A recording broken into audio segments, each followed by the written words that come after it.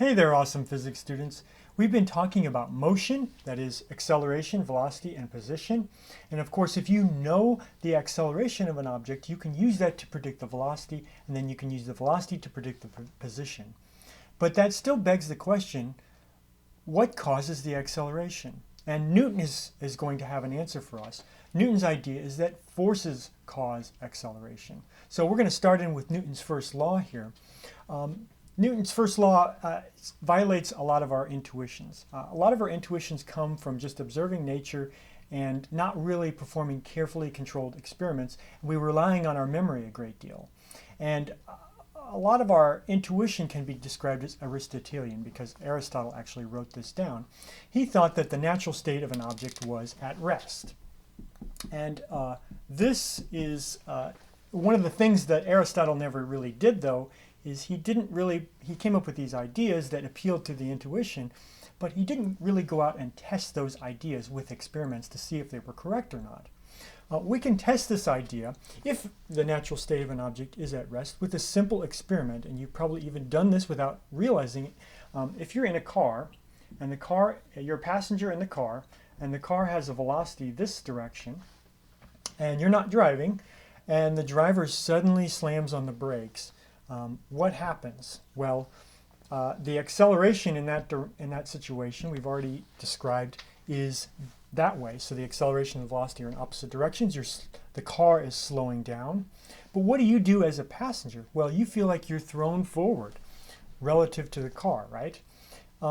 That's not consistent with the idea of the natural state of an object being at rest.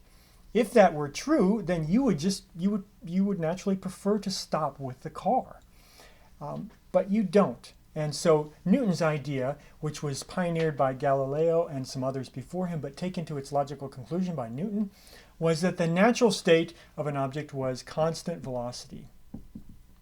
And I'm summarizing this. I think it's better summarized by objects prefer to move in a straight line at constant speed forever and ever and ever, until a force acts. Okay? And we can see that we can use Newton's law if we think of another scenario, again in a car. Imagine you're a passenger in a car and it has a velocity this way, and the driver suddenly turns the steering wheel a particular direction. So imagine the driver suddenly veers that direction. Well, the car is going to turn that way because the driver turned the steering wheel, but you, according to Newton's law, you will actually want to continue in a straight line at constant velocity forever and ever and ever. And what happens is that you may actually hit your head on the side glass. Now, that's not what we say.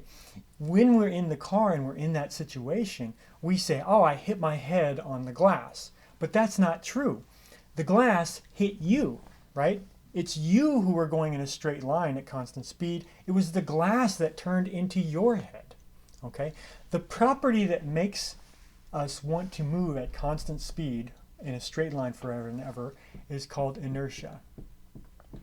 And the property that we can measure about things that tells us how much inertia there is mass. So the more mass there is, the harder it is to get an object to change its velocity. That is, the more it will want to stay at rest if it's already at rest, and the more it will want to continue in a straight line at constant speed forever and ever and ever if it's already doing that. And it's this property that we need to be thinking about along with forces and accelerations whenever we're thinking about Newton's laws.